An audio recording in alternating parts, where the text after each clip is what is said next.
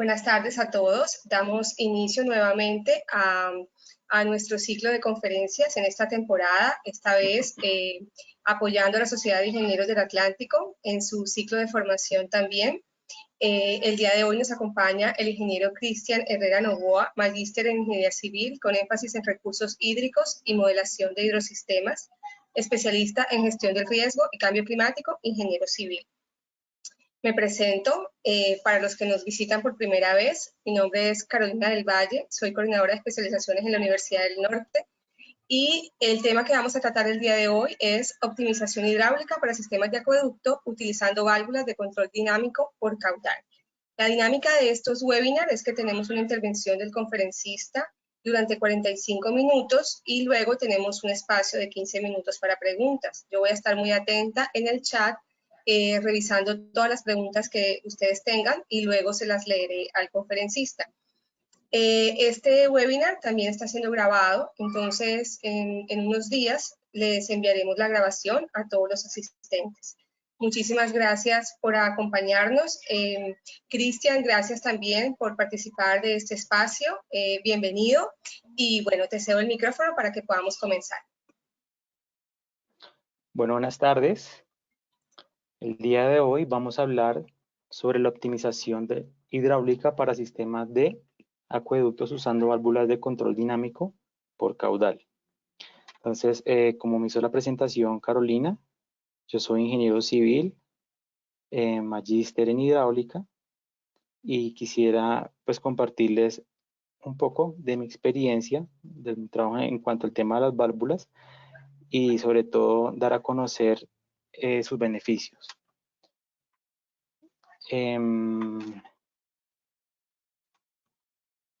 Quisiera primero hacer una introducción acerca de lo que estamos viviendo hoy en día.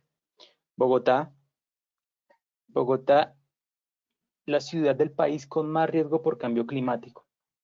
¿Cierto? Eso es un post del 27 de julio de 2017 a las 8:24 de la noche, en el cual indica que Bogotá, pues según en el IDEAM, es la capital que lidera el ranking de las ciudades más vulnerables de este fenómeno. Esto se debe a que estamos en una condición sensible por la cantidad de población que tenemos, aumento grandísimo, y sobre todo las condiciones de cambio climático que pueden afectar. Por lo tanto, hoy en día es importante optimizar los recursos hidráulicos, el recurso hídrico, toda vez que el aumento de la población mundial ha generado problemas de desabastecimiento. Antes quizás no se tenía en cuenta esas condiciones de disponibilidad del recurso hídrico, pero que hoy en día, si ustedes se dan cuenta, ha sido un tema del diario vivir. Y es que ciudades como, por ejemplo, Ciudad del Cabo en Sudáfrica, ya ha tenido estas condiciones, ya se ha quedado sin agua. Creo que es la primera ciudad que se quedó sin agua. El reto de vivir sin agua que pone la cara el cambio climático. Por lo tanto, tenemos que verificar y hacer condiciones óptimas para el beneficio de todos, utilizando nuestros máximos recursos y sabiendo realmente que son limitados. Otro tema importante que tenemos que verificar es la optimización, ¿cierto? ¿Y qué es la optimización? La definición de la optimización es conseguir que algo llegue a los mejores resultados posibles. La optimización de recursos es un conjunto de técnicas que se puede aplicar para que lleven a cabo un mejor aprovechamiento de los recursos disponibles en un proyecto o empresa. Al hablar de optimización, también podemos hablar de ahorro, ¿cierto? Es algo importante a la hora de hablar de ahorro, porque el ahorro es la acción de separar una parte de recursos que obtiene una persona o empresa con el fin de guardarlo para su uso en el futuro, ya sea para algún gasto previsto o imprevisto, emergencia económica o una posible inversión. El antónimo de ahorrar es gastar. Fíjense que hoy en día muchas empresas se preocupan también no solamente por el gasto de la empresa, no solamente por el gasto de la empresa, sino también por la optimización de los recursos. En este caso, al hablar también de una optimización hidráulica, tenemos que verificar que estamos optimizando al máximo los recursos, dando una mayor cantidad de recursos o alargándola en su periodo de vida. Y luego, ¿qué es un acueducto? Un acueducto es toda aquella obra destinada al transporte de agua entre dos o más puntos. Incluye tanto al medio físico a través del cual el fluido será transportado, que son las tuberías, canales, etcétera, y también incluyen todas las obras, las cuales adicionales necesarias para lograr un funcionamiento adecuado de la instalación. Entonces, no solo se compone de lo que son los tubos, de las canales, sino también de todas las condiciones hidráulicas y equipos, válvulas, como puertas, reservas y todos los, digamos que accesorios que puede generar que tengamos una correcta operación. Entonces, es importante que también hablemos de lo que es la hidráulica. La hidráulica se puede dividir en dos, ¿cierto? La hidráulica que es de flujo a presión y la flujo a superficie libre. Cuando hablamos de flujo a presión, tenemos estos parámetros, que un acueducto a presión es un flujo que a presión, el agua va llena, completamente conducto, ¿cierto? El conducto va totalmente al 100% va lleno, está sometido principalmente a la presión hidráulica. La línea de gradiente hidráulico está por encima de la línea de flujo y en general los problemas son mucho más sencillos de resolver, toda vez que tenemos disponibilidad de energía. Mientras que superficie libre, pues el flujo a superficie libre, el agua no llena el conducto totalmente, está sometido a la presión atmosférica. La línea de gradiente hidráulico coincide con la línea de flujo y en general los problemas son más complejos de resolver toda vez no tenemos la energía suficiente. Fíjense, por ejemplo, en Bogotá. En Bogotá, que tenemos quizás de pronto la sabana de Bogotá que parece una mesa de billar, es muy plana. Es difícil tomar decisiones en cuanto a profundización de tubos o en cambio de diámetros, etcétera, porque la falta de energía, que en este caso tiene que ver la pendiente, nos obliga a tomar diferentes tipos de decisiones que a veces son un poco costosas debido a la condición del proyecto. Entonces, un acueducto, podemos hablar que tenemos dos tipos de acueductos, los que son a superficie libre y los que son a presión. ¿Cómo puede ser un acueducto a superficie libre? Un acueducto a superficie libre, pues tenemos el caso típico y uno de los que inclusive aún se encuentra de pie, que es el acueducto romano, ¿cierto? Una de las grandes potencias del acero, en donde tenemos, fíjense que tenemos la toma de origen, unos pozos de inspección, tanques de sedimentos, un canal cubierto, que todo esto imprime la energía dada por la gravedad, llega a un tanque de almacenamiento y llega a la ciudad, que sería como la distribución. Esto sería como los componentes de un acueducto a flujo libre, en donde el principal energía viene dado por la gravedad, mientras que un componente de un acueducto a presión está dado por condiciones hidráulicas en donde se imprimen alturas que son dado por una bomba. Fíjense, aquí tenemos seguramente la captación y tenemos quizás de pronto el aire, un dispositivo antiariete, perdón, un dispositivo de descarga, una estación de bombeo que imprime la altura de la bomba, una energía de la bomba, ¿cierto? En succión positiva, y luego llegaría a un tanque de compensación, seguramente una cámara compensadora que ya me daría energía por gravedad, pero sin embargo que generaría agua con un acueducto a presión hasta llegar seguramente a las condiciones de un acueducto, una purga, una ventosa, una cámara reguladora de presión, una cámara seccionadora y seguramente un tanque de almacenamiento para llegar a la red de distribución. En cada una de estas estructuras podría generarse una optimización hidráulica. Es claro que nosotros vamos a enfocar únicamente en lo que es la red de distribución, porque quizás aquí es donde estamos analizando o donde tiene el campo de acción lo que queremos presentar. La red de distribución se define como el conjunto de tuberías cuya función es el suministro de agua potable en buenas condiciones de cantidad y calidad. Las redes de distribución de agua potable de una ciudad usualmente están compuestas en dos partes: la red matriz o redes abiertas, la red de distribución secundaria o menores. El agua conduce desde los tanques de almacenamiento hasta la acometida del usuario final. Estas son las redes cerradas, ¿cierto? Estas redes parten de los tanques de regulación y o compensación y están compuestas por tubos, nodos, válvulas de control, válvulas reguladoras de presión, ventosas, hidrantes, acometidas domiciliarias. Entonces, esto es una red de distribución. Fíjense, aquí tenemos un ejemplo de que puede ser esa red de distribución donde tenemos la captación en la parte alta. Mi puntero aquí se puede ver, sí, puntero láser, la parte alta. Y aquí tengo la línea de conducción, la cámara que rompe presión, la línea de condición, una purga, una ventosa, el reservorio, que me va a almacenar 24 horas sobre la ciudad, la línea de aducción, la red de distribución hasta el usuario final. Entonces, todo esto se compone en un acueducto, ¿cierto? Y la red de distribución seguramente, para que lo tengamos claro, viene del tanque de almacenamiento hacia el usuario final. ¿Qué es esto? Aquí tenemos el tanque de almacenamiento, una línea matriz, una línea de red matriz, que va por conducción a gravedad o por presión, y la red de distribución. Ahora bien, otro criterio importante que quiero mencionar para que ustedes, digamos que se vayan familiarizando con el tema, tiene que ver con la sectorización de la red. La sectorización de la red consiste en el aislamiento de una zona y su abastecimiento a través de un punto de entrada. La sectorización está en función del tamaño de la población. La red sectorizada permite, ¿cuáles son los beneficios de una red sectorizada? Evaluar y controlar las pérdidas técnicas, facilitar labores de operación y mantenimiento, conformación de zonas de presión, macromedición, control de pérdidas de caudales, agilidad de detección de fugas. Entonces son como un acueducto, y sobre todo un acueducto tan grande como Bogotá, en el cual pueden manejar hasta 8 millones de personas, con poblaciones más grandes de países enteros como Uruguay, por ejemplo. Tenemos que generar sectorización hidráulica, y esa sectorización hace que tengamos estos beneficios, porque a medida que más tengamos sectorizada una red, pues seguramente más podemos tener control sobre ella. Y otro término muy importante es el llamado IANC. Uno de los principales parámetros de la eficiencia de los prestadores de servicio de agua potable en Colombia es el índice de agua no contabilizada. Este indicador incluye la pérdida técnica, la pérdida no técnica, el consumo legal no facturado y las pérdidas comerciales.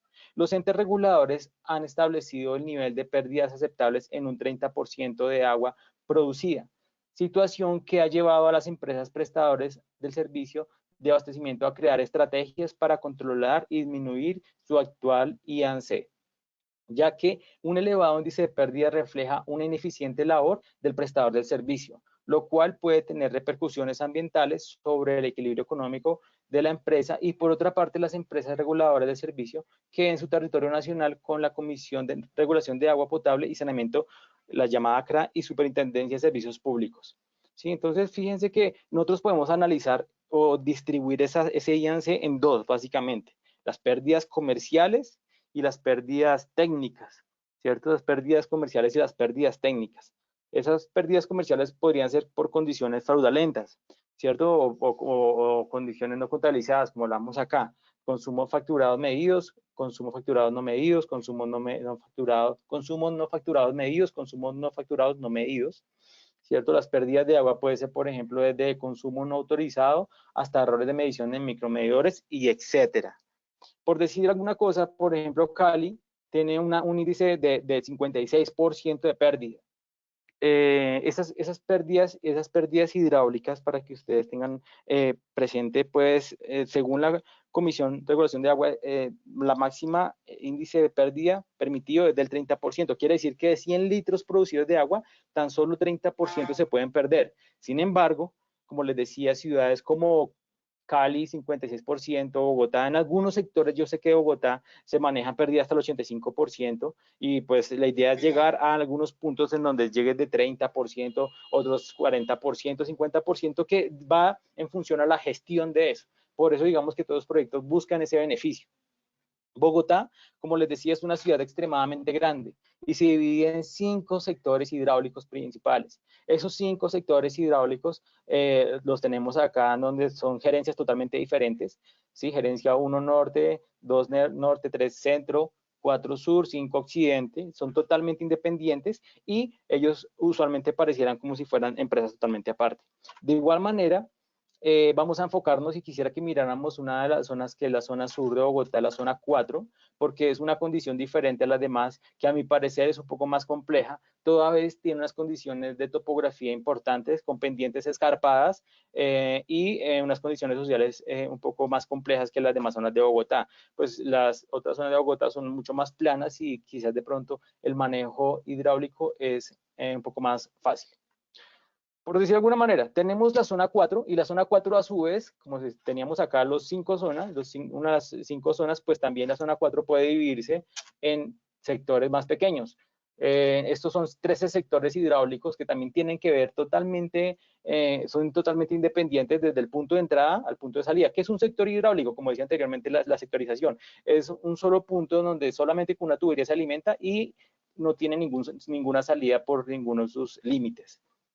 Por lo tanto, para que tengamos ejemplo, por ejemplo, digamos el sector 13 que está señalado en el círculo, vamos a ver, acercarlo un poco acá, debe ser totalmente hermético con respecto a los demás sectores. Y aún estamos los sectores, tenemos todavía que sectorizar más. Si podríamos mirar acá en la parte derecha, tenemos un distrito que es simplemente ya la sectorización más puntual de ciertas zonas. Es decir, donde el agua entra solo por una parte, fíjense, entran por acá, por este tubito azul, morado, y distribuye a toda la zona, a todo el distrito. Es decir, no puede ni compartir, aunque hayan tuberías que compartan entre distritos, deben haber válvulas que regulen y separen el caudal entre ellos.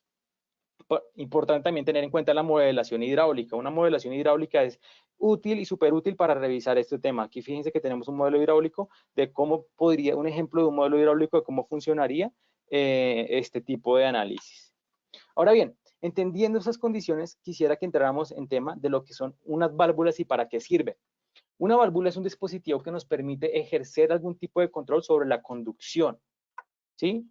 Por ejemplo, esto es un ejemplo de una válvula hidráulica automática autooperada de control, en donde tenemos algunas de estas, bueno, es una válvula que son hidráulica, el agua es la fuente de energía que opera la válvula, donde aquí fíjense que el agua va de izquierda a derecha, de acuerdo con la presión que tenga, porque fíjense que si tengo una presión alta, pues va a levantar el émbolo y de acuerdo con la presión de salida que yo necesite, pues simplemente pasar el agua a la necesidad de la operación del ingeniero. Luego, la válvula, ¿cuáles son los parámetros hidráulicos que participan o deber ser tenido en cuenta a estudiar el dispositivo de control? Entonces, tiene que ser la presión de entrada, que es la presión aguas arriba, la presión de salida o la presión aguas abajo, y el caudal o la demanda o el consumo o el flujo. Estos son los 4 parámetros que tenemos. Si miráramos el ABC de una válvula, pues simplemente tendríamos que mirar lo que es la presión de entrada, la presión de salida, la resistencia que es el grado de apertura y el caudal de consumo. Esto es una válvula de control. Sin embargo, pues hay diferentes tipos de válvulas, ¿no? Aguas que son agua para agua pública, protección contra incendios, irrigación, válvulas de control, válvulas de producción, minería. Entonces, y pues así mismo como hay válvulas, también hay marcas, ¿cierto? Entonces hay diferentes tipos de marcas que manejan aquí en Colombia. El objetivo de esta charla, pues realmente no tiene que ver con indicar alguna marca en especial. Sin embargo, pues tendremos algunos documentos de algunas válvulas que se tomaron como ejemplo para revisar. Entonces, ¿para qué sirven? Pues lo que hemos dicho, estas válvulas para reducir presión. Y aquí tenemos un ejemplo, fíjense. Una válvula convencional es aquella que tenemos en una zona alta de presión. Aquí tenemos las condiciones digamos que esta población está en la parte alta y esta condición está en la parte baja. Por lo tanto, si aquí tenemos una diferencia de 100 metros, pues yo llegaré con una diferencia de 100 metros acá. Y de acuerdo con la norma, tenemos unas condiciones de presión máximas y mínimas. La presión máxima para, por ejemplo, el acueducto de Bogotá tiene que ver con 50 metros de columna de agua y una presión mínima tiene que ver con 15 metros de columna de agua. Por lo tanto, si tengo una diferencia de 100 metros de pérdidas de diferencia de nivel entre este punto y este punto, pues básicamente no puedo operar con ese tipo de energía toda vez que ya entraría a generar algún tipo de falla en el sistema. Esto puede ser un ejemplo. Entonces, fíjense que la presión de entrada, en este caso, puede ser 70 metros de columna de agua. Y el setting de la válvula, por lo general, es una línea recta, que ustedes se dan cuenta, no se mantiene, la presión 12 calibras se mantiene según la consigna, que en este caso se está manteniendo en 40 metros de columna de agua para un caudal que varía entre 7 y 1 litro por segundo. ¿Sí? Sin embargo, aquí no tenemos la presión medida, la presión inicial del punto crítico. Porque ya tenemos que entender que cuando hacemos una sectorización, vemos que el caudal tiene que entrar por un punto, ¿cierto? Y ese punto tiene que llevar 2 condiciones. Las redes son diseñadas y operadas pensando en momentos y lugares críticos, buscando garantizar la presión mínima de contrato en cada usuario. En este caso, tendremos que ubicar el punto crítico. ¿Y qué es el punto crítico? O puede ser el lugar más alejado, o puede ser el lugar más alto, o puede ser el lugar de condición de mayor caudal, que puede ser a mediodía. Ese es el punto crítico de menor presión, que si yo quisiera tener una condición, en este punto tendría que mantener al menos los 15 metros de columna de agua, pero también se me presenta otra condición, que en el punto más cercano, pues tengo que garantizar la presión mínima de un contrato en la presión máxima, de un punto crítico ocasiona también sobrepresiones en los sectores de condiciones opuestos. Es decir, allá yo tengo que garantizar la mayor presión. Es decir, para que allá llegue presión, tengo que abrir acá y darle presión. Es decir, si la red se me consume 30 metros de columna de agua desde aquí hasta acá, pues seguramente tengo que ponerle más de 30 metros de columna de agua. Más 15 son 45. Pero en esas, cuando le abro de 45, seguramente si este punto está a 20 metros abajo, pues seguramente ya van 45, van 65 y tendría sobrepresiones, condiciones de sobrepresiones las cuales me generarían en el lugar más próximo o de pronto un lugar bajo, y tengo que manejar esos dos tipos de análisis. Para eso es importante la sectorización y demás. ¿Y qué pasa? Porque digamos que las sobrepresiones pueden generar este tipo de afectaciones. Si ustedes, digamos que se pinchan el dedo, ¿cierto? Si no se hacen presión en su dedo, pues seguramente no les va a salir sangre. Pero si se pinchan el dedo y aún se presionan, pues la cantidad de sangre que les va a generar va a ser mayor. Eso mismo pasa con las tuberías, ¿cierto? Pues porque tenemos los puntos de fuga que se incrementan con la presión, ¿cierto? Obviamente depende de las condiciones hidráulicas, de las pérdidas, porque aquí tenemos que las pérdidas digamos que por fricción tenemos la ecuación de Darcy-Weisbach, donde HF, que son las pérdidas de fricción, tiene que ver con el factor de fricción por la longitud sobre el diámetro por la velocidad al cuadrado sobre 2 veces la gravedad, ¿sí? Y en condiciones pues digamos que quisiéramos analizar y tener en cuenta esos tramos. Para eso quisiera que viéramos un momento este análisis interactivo que me pasó Dorot como un ejemplo, y me parece súper interesante que lo viéramos para que entendiéramos. Entonces, fíjense que tenemos esta red que tenemos acá, en donde el caudal pues viene entrando de la parte baja y tenemos una parte y condición de alta montaña. Esta es la red de distribución. Entonces, usualmente en el día tenemos unas condiciones en donde, pues aquí tenemos lo que es, para saber y tener control hidráulico, tenemos que tener una válvula y un macromedidor. La gente pues sale y se baña, genera, pues digamos, consumo. Fíjense que aquí está la presión a medida que vaya pasando el agua, pues va generando pérdidas hidráulicas por la ecuación que acabamos de ver de factor de fricción, la longitud y el diámetro. Entonces, todo está activo, está la lavadora de carros, no sé, se presenta de pronto una fuga. Fíjense, aquí tenemos una fuga que en el día seguramente es menor porque el caudal es totalmente mayor en toda la zona. Estamos apagando un incendio y la idea es que garanticemos allá arriba, el punto crítico, donde se rompió un tubo, una presión de 15 metros de columna de agua, ¿cierto? Entonces, aquí donde tenemos claro que está la diferencia de presiones en el día.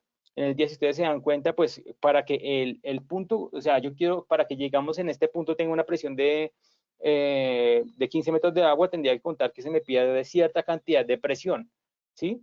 Esto tiene que verse, toda vez hay mayor consumo y mayor cantidad de agua consumida por el público. Ahora bien, ¿qué pasa en las condiciones nocturnas? En las condiciones nocturnas, fíjense que tenemos ahora el mismo, lo que es el macromedidor, tenemos la válvula mariposa, válvula de control, y acá tenemos, esta es la válvula de control. Ya la gente está durmiendo, pues se supone que no hay consumo, y ustedes se dan cuenta entonces aquí el relojito que tenemos acá, que es básicamente el manómetro, no se está generando una pérdida mínima, es decir, se está generando una pérdida totalmente diferente a la del día. Pues se supone que la vara de carro no funciona y la ciudad totalmente funciona o diferente en la noche a en el día.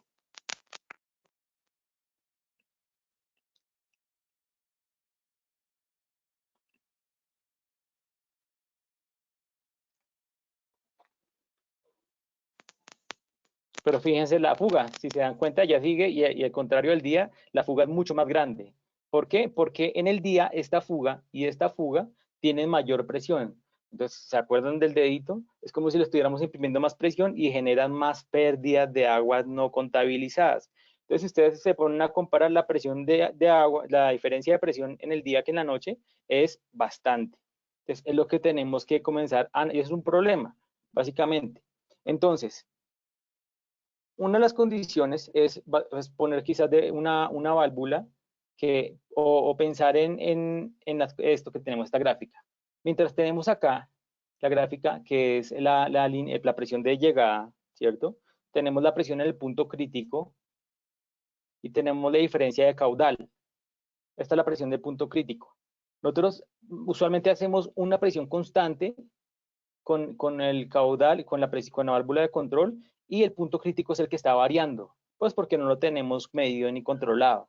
Ahora bien, si nosotros tuviéramos un control, aquí quiero que miremos esta, que es básicamente una solución de la optimización hidráulica, que es lo que quisiera que miráramos, que yo sé que muchas válvulas las tienen. Aquí estamos simplemente analizando cómo funcionaría ese tipo de válvulas.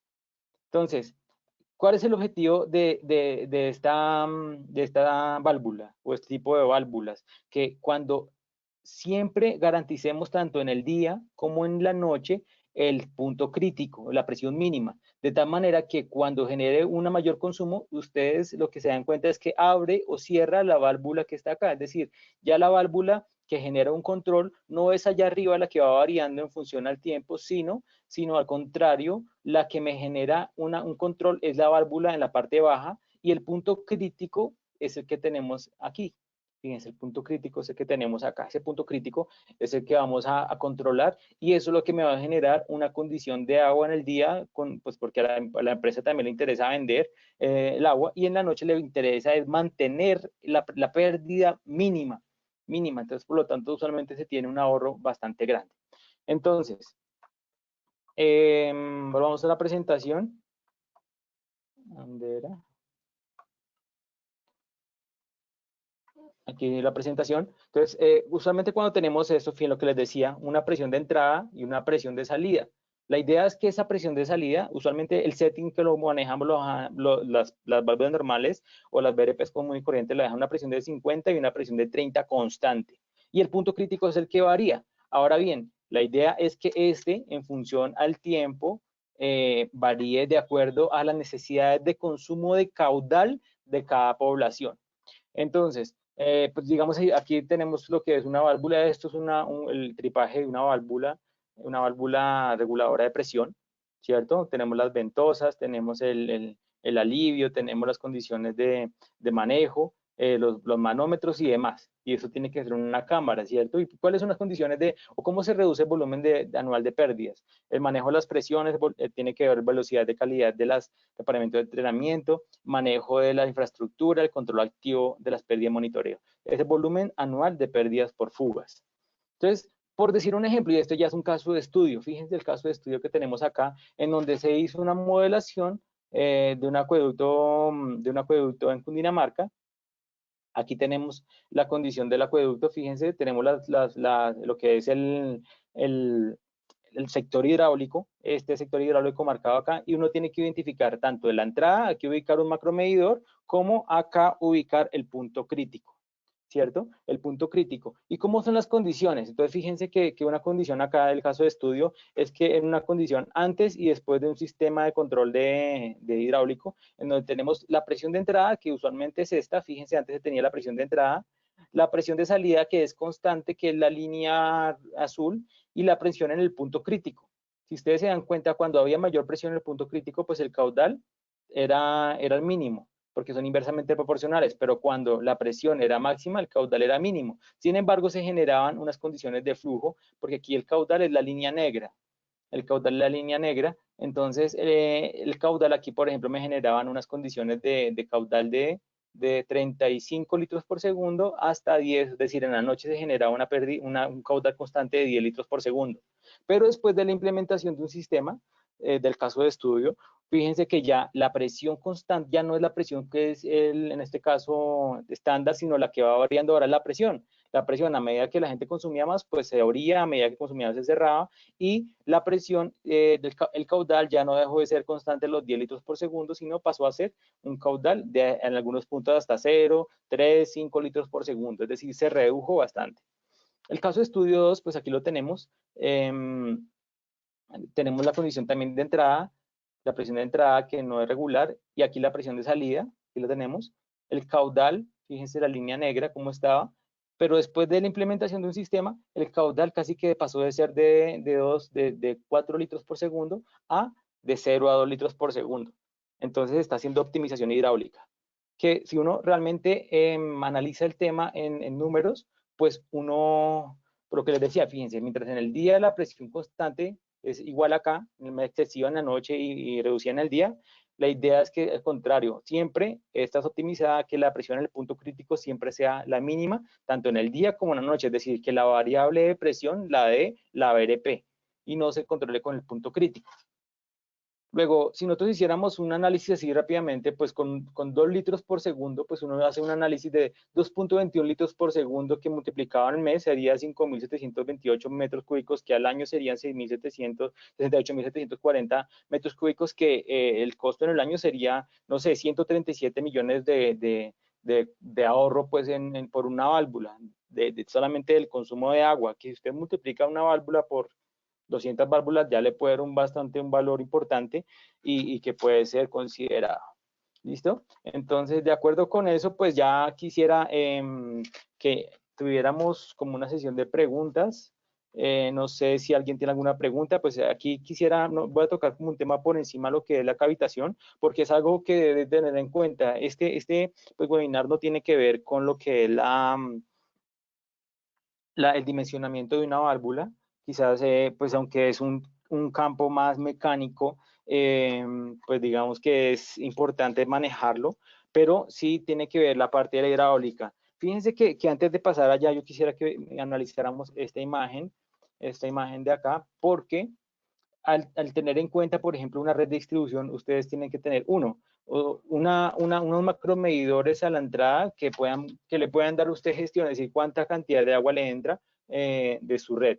Y luego de eso tendría que ubicar el punto crítico de la zona, ¿cierto? El punto crítico, y allá también colocar unos dispositivos de medición de presiones que le midan en tiempo real para que, de acuerdo con esto, aquí tiene que haber medición de presión y de caudal, y aquí medición de presión. Ya con eso usted puede hacer gestión y poder hacer ese tipo de análisis para poder optimizar digamos, el sistema hidráulico.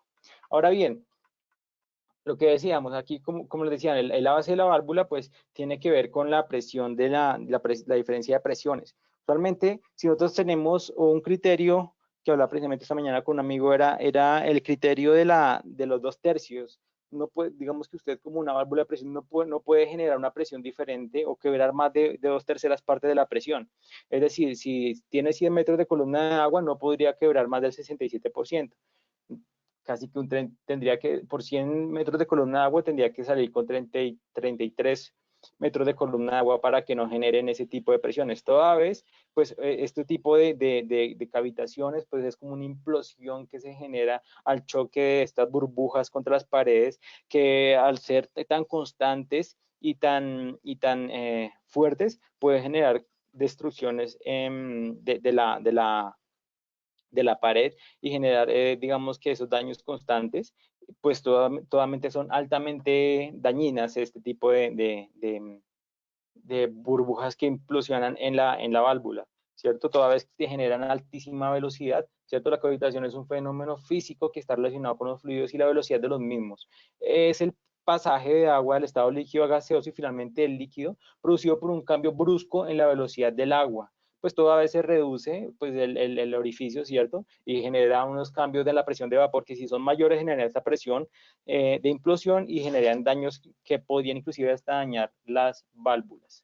¿Sí? Entonces, agradezco su atención. Aquí tenemos algunas referencias, se utilizó las diapositivas de Dorot y agradezco su atención. Las dejo con Carolina, que quiere hacerles una charla acerca de la especialización. Carolina. Y ahora aquí estoy. Bueno, pues gracias por todo lo que nos mostraste. Los invito a que escriban sus preguntas. Tenemos algunas preguntas hasta el momento, pero los invito a que hagan todas las preguntas que tienen al ingeniero Cristian. Mientras escriben sus preguntas, quiero aprovechar para contarles que tenemos inscripciones abiertas para la especialización en Ingeniería de Sistemas Hídricos Urbanos, y si alguno de ustedes está interesado en estudiarla, asistir a esta conferencia, pues les da el beneficio de inscripción gratis a cualquiera de los programas de la especialización. En la especialización tenemos 3 asignaturas de fundamentación, que son las 3 primeras que ustedes ven ahí: hidráulica de canales abiertos, hidráulica de redes a presión e hidrología urbana. Luego viene un componente de diseño de redes, de distribución de agua potable, alcantarillado sanitario, drenaje pluvial y sistemas hidrosanitarios en edificaciones. Tenemos una asignatura de gestión de sistemas hídricos urbanos y unas asignaturas complementarias de sistemas de bombeo, instrumentación y control. Durante toda la especialización se desarrolla un proyecto integrador donde los estudiantes pueden aplicar todo lo visto en las asignaturas del programa en un proyecto real que trabajan en grupos y donde diseñan todas las redes hidráulicas de una población. Si tienen cualquier pregunta sobre este programa o sobre cualquier aspecto de la Universidad del Norte, me pueden escribir. Mi correo es delvalle@uninorte.edu.co. Entonces ahora vamos a darle paso a las preguntas de los asistentes. Voy a leer la primera. Elkin Menko pregunta, ¿el índice de agua no contabilizada es demasiado alto? Un 30% traducido en dinero es demasiado. ¿Podemos establecer un porcentaje menor del 30 y técnicamente hasta cuánto podría ser? Ok, pero lo que pasa es que eso se dan, o sea, por experiencias, sé que a medida que los acueductos son más grandes, tienen mayores problemas, porque, y lo digo por experiencia, en el acueducto de Bogotá no solamente contamos con las fallas técnicas, sino con las fallas no contabilizadas en las cuales las mismas personas se encargan de picar la red y comenzar a atacar agua. ¿Cierto? Entonces, controlar de todas maneras una población tan grande como 8 millones se requiere una infraestructura extremadamente importante. Entonces, el 30%, aunque parezca alta, es una condición mínima y es como un objetivo que yo sé que ningún acueducto grande lo ha cumplido. Porque digamos que no, aún no tenemos esa capacidad y sobre todo los medios. Luego, yo sé que, por ejemplo, acueductos como el de Israel, y eso está en el libro que se llama Hagas el agua, que me gustaría que lo lean, un libro israelí muy chévere, en donde ellos manejan pérdidas hidráulicas del 0%. La pérdida no cuenta, o sea, ellos aprovechan toda la cantidad de agua, la generan, la optimizan e inclusive no dejan perder ni siquiera un litro de agua.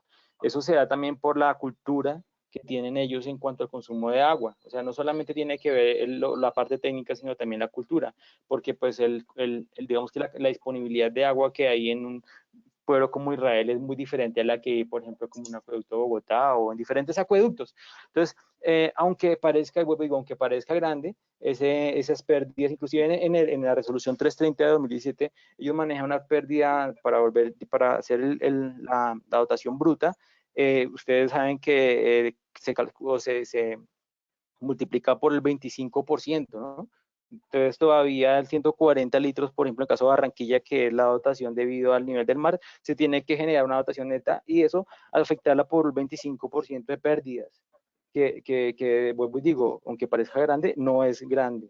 Lo importante es hacer ese tipo de gestiones. Vuelvo y digo, por ejemplo, en algunas zonas de acueducto de Bogotá yo sé que se pierde hasta el 85%, pues porque, como les decía, hay algunas condiciones sociales que influyen en donde la gente no quiere pagar agua y me pasó un caso en donde yo tuve que ir allá cuando estaba trabajando con el acueducto de Bogotá, en donde había una pérdida, una fuga muy grande en la válvula y se quedó toda la zona sin agua y resulta que pues los señores taxistas por evitar pagar lavar el carro pues rompieron esa vez la, la válvula y lavaron, o sea, se llenó el agua y pues se lavó el taxi. Obviamente, bueno, eso fue lo que dijo la comunidad, ¿cierto? En ese tiempo que pues estaban lavando taxis ahí y demás. Entonces, más que un tema importante del control técnico, tiene que también tener un tema cultural. Ok, gracias. Cristian Valverde pregunta, ¿qué sistemas de control remoto de presiones se manejan en la ciudad de Bogotá? Bueno, hay muchos PLCs, ¿no? El tema es que esos PLCs que son, digamos que válvulas electrónicas son a veces un poco costosas y requieren una infraestructura importante. Por lo tanto, las empresas usualmente optan por manejar tipos de válvulas hidráulicas y netamente hidráulicas en donde la energía misma se la dé el acueducto de Bogotá, es decir, la misma energía se la disponga a la cabeza de presión. Por lo tanto, usualmente lo que se hace, como les dije ahí, la energía principal es el agua, en donde uno genera un setting a punta de los resortes pues, de las válvulas y a partir de ahí pues generan digamos que los settings de salida. porque si ustedes colocan un PLC electrónico, pues tiene que generar de todas maneras una estación de energía eléctrica, tiene que generar unas condiciones importantes y que muchos equipos de esos son costosos y están expuestos al público. Entonces, esos son usualmente muy fáciles porque digamos que no podemos tener un policía por cada válvula y en sitios que son un poco complejos por la parte social pueden inclusive generar hasta sus daños constantes. Entonces, es algo que tenemos también que pensar de cultura, que a mayor control y a mayor electrónica, pues tenemos que tener también mayor cuidado. Entonces, el porcentaje no te lo podía decir, pero yo sé que se inclinan más a tener válvulas hidráulicas. Ok. Bueno, hay algunas personas que nos están, bueno, que quieren información de la especialización y me piden que repita el correo. Mi correo es delvalle@uninorte.edu.co. También, si después de esta charla, después de ver el video, tienen alguna pregunta con respecto al tema que estamos tratando, también me pueden escribir y yo le traslado la pregunta al ingeniero Cristian. Tenemos otra pregunta que creo que es un comentario más bien. Antonio Nieto López dice, en cuanto al tema de la cavitación, esa forma de los 2/3 de la presión todavía aplica, considerando que en el mercado hay válvulas que reducen mucho la presión hasta un 70% y sin cavitar, tecnología israelí. Pues sí, hay unas válvulas que se llaman anticavitantes, ¿no? Cuando ya se requiere producir, digamos, o sea, cuando ya el objetivo es únicamente generar o disminuir la presión, pues ya uno simplemente coloca ese tipo de válvulas anticavitantes, que son válvulas con un orificio, una platina de orificio, que no solamente son tecnología israelí, sino también hay otras tecnologías alemanas, estadounidenses, que podrían, digamos, generar ese tipo de análisis. Luego, el 70% para este tipo de válvulas, pues ya seguramente aquí el objetivo, más que reducir solamente la presión, lo que queremos es optimizar el tipo de agua. Entonces ya aquí sería muy difícil manejar una presión tan grande o recibir una presión tan grande y luego optimizarla. Entonces lo que usualmente hace uno es quebrar la presión inicial de tal manera que tengamos un margen de manejo para generar ese tipo de pérdidas de agua. O ya en otros casos yo sé que para generar algún tipo de válvulas anticavitantes también se pueden, o hay otras válvulas que lo que hacen es generar unos tipos de materiales mucho más fuertes con aceros inoxidables, con aceros de quizás de pronto mayor chapa, mayor, digamos que términos mecánicos que quizás de pronto no me competen, pero que yo sé que pueden tener mayores fortalezas, por decirlo de alguna manera, o son más resistentes a la cavitación y que pueden, digamos, que generar ese tipo de 70%. Luego, para las válvulas no es recomendable quebrar ese tipo de presión porque ya estaríamos generando un escenario de cavitación. Entonces, si estamos generando ese tipo de cavitación, pues ya uno simplemente lo que hace es generar una válvula anticavitante antes de la gestión y luego una válvula de reducción de presión para generar gestión. Ok, perfecto. Muchísimas gracias. Bueno, creo que esas son las preguntas que tenemos hasta ahora. No sé si alguien quiere hacer alguna consulta adicional antes de terminar. Vamos a dar unos segundos. Hay una persona que está escribiendo, pero pues solamente veo un signo de interrogación. No veo la pregunta, solo coloca un signo de interrogación. Horacio Caicedo, no sé si puedes volver a escribir tu pregunta, por favor.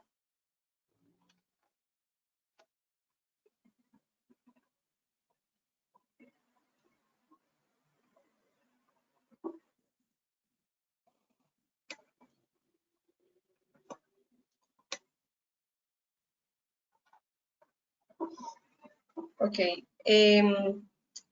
¿Cuál es la causa más común por la cual las reguladoras por método de punto crítico no funcionan en la práctica?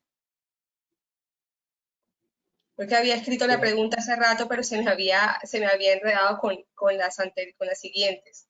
¿Te la vuelvo a leer? Sí, por favor. ¿Cuál es la causa más común por la cual los reguladores por método de punto crítico no funcionan en la práctica? Pues hay que aclarar, o sea, la causa por la cual por método punto crítico. O sea, siempre cuando yo hablaba de la sectorización, que es un sector hidráulico, en donde solamente es alimentado por un tubo de entrada, un tubo madre, y solamente debe tener un solo punto crítico. Es decir, la ubicación del punto crítico es clave para la optimización y gestión de las pérdidas no contabilizadas. Luego, una vez, y digamos que ya tomando en cuenta eso, y basado en mi experiencia, pues, ¿qué me pasaba a mí?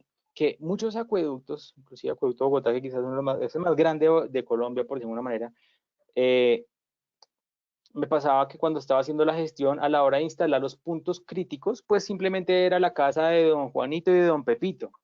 Entonces, pues, este era, porque seguramente era el punto más alejado o el más alto, ¿cierto? De la zona. Entonces tenía que yo ir con el técnico y decirle, mire, señor, vamos a colocar aquí un dispositivo para medir su presión, por favor, no abra la llave, tengo unas condiciones de aquí hidráulica, por favor, no, y es un equipo que pues va a estar ahí quieto, y demás. Y algunas personas, pues digamos que nos decían, listo, sí, otras personas pensaban que estábamos haciendo otro tipo de procedimiento, entonces era complejo. Por lo tanto, los acueductos como tal en Bogotá y seguramente en Colombia no tienen caracterizado el punto crítico en la práctica. No sé si muchos inclusive tengan los modelos hidráulicos para uno llevar, porque la idea es tener la sectorización, el distrito hidráulico, el modelo hidráulico y tras del hecho, pues tener la medición de la entrada del tubo madre, en donde tenemos ahí presión y caudal, y también del punto crítico en cuanto a la presión. Entonces, siendo así, si tenemos como una infraestructura clara, pues a la hora de no generar esa infraestructura en el punto crítico, que muchas veces, o yo sé que en muchos acueductos, por ejemplo, yo sé que en Medellín también se ha hecho, en donde colocan una cajilla en el piso, que simplemente es para la medición del punto crítico. Y ahí usted la coloca en la mide y ahí coloca sus aparatos para poder medir la presión. Entonces, respondiendo a la pregunta del señor, pues básicamente la falta de infraestructura o la falta de medición en el punto crítico es la principal falla en cuanto a ese tipo de medición, porque si no tenemos bien determinado el punto crítico en cuanto a longitud y altura, pues seguramente no vamos a poder tener una gestión correcta. Ok. Bueno, Gerardo Arias pide una aclaración. ¿La misma válvula controla el punto más alto y el punto más bajo? Por favor, ¿puedes ampliar un poco esto? Ok, sí, la idea es que a partir de la válvula de control, ¿cierto? Que la válvula madre, por decirlo de alguna manera, usualmente se instala a un sistema hidráulico, se instala, digamos que en este, yo no sé si puedo mirar aquí la diapositiva, ustedes pueden ver mi diapositiva en este momento, Caro. Sí, sí. Vemos una de optimización y ahorro. Ok, ya sé cuál te voy a mostrar.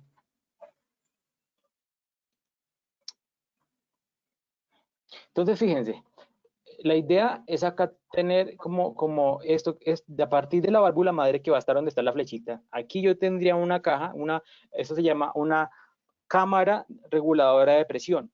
Y esa cámara reguladora de presión, ¿de qué consta? Consta de un macromedidor, que si el tubo es de 12 pulgadas, pues uno puede colocar un macromedidor de 12 pulgadas o 10 pulgadas de acuerdo a la cantidad de caudal. Y la válvula, que si es de 12 pulgadas, pues uno tendría que mirar el dimensionamiento en cuanto a presión y caudal para si sea de 8 pulgadas. Bueno, no sé, pero aquí tiene que haber una válvula en este punto.